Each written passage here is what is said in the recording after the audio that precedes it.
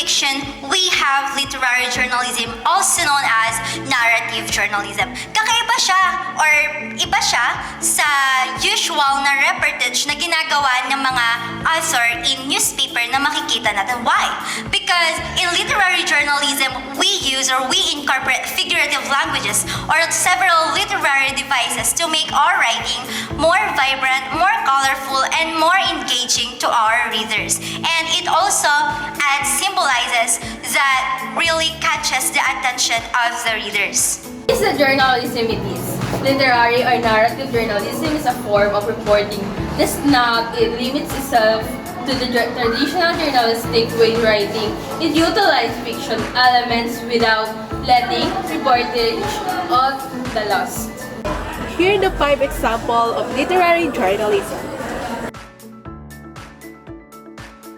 First, the Sunday spider. Guilty or not, concern are growing for the well-being of the delicate fly Flacy, who disappeared late on Thursday evening and was last seen entering the spider far north at around 7 p.m. The Sunday Spider, guilty or not, written to combine a criminal sting. A news presented in a more engaging way. Second, the matter of life. Everything that damages life at the bottom of the chain affect all the links in between and eventually with affects the creators at the top of the chain. A Matter of Life greatly talk about the beauty of their water, while using the elements of fiction like simile and descriptive words. Gumamit ng point of view para magkaroon ng connection sa author at reader. 3. The history of SB19 together with 18.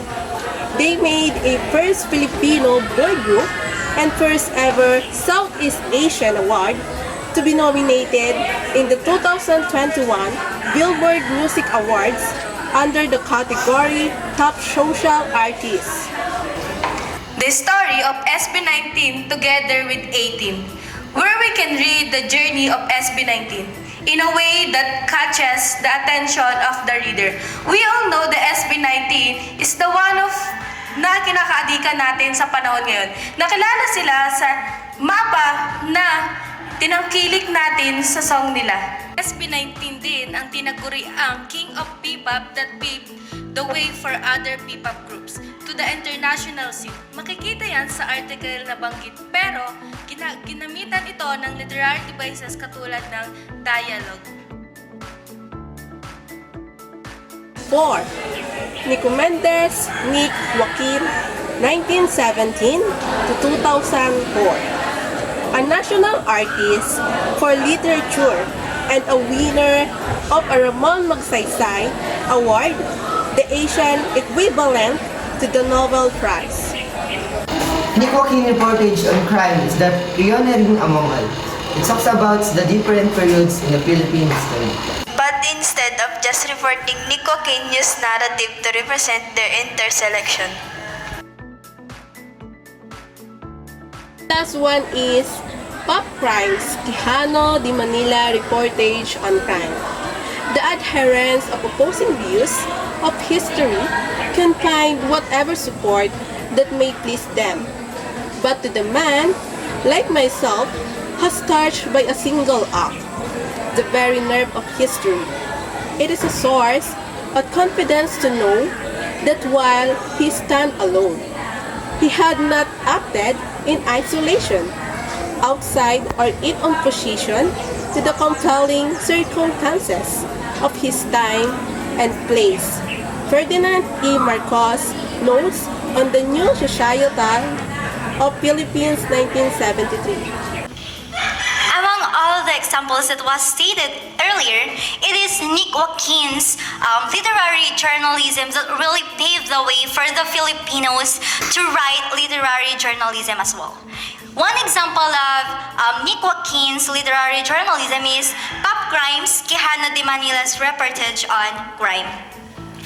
Pop Crimes greatly only talk about the different or the several eras of the Philippine history. But on the pop crime, it does not talk about just the usual reportage stuffs. It incorporates literary devices. In pop crimes, instead of just using the usual reporting stuffs, they used, or Nico Kin used, several literary devices such as simile, metaphor, or what we call figurative languages, as well as dialogues to incorporate or to make the characters or the characterization more vibrant and lively.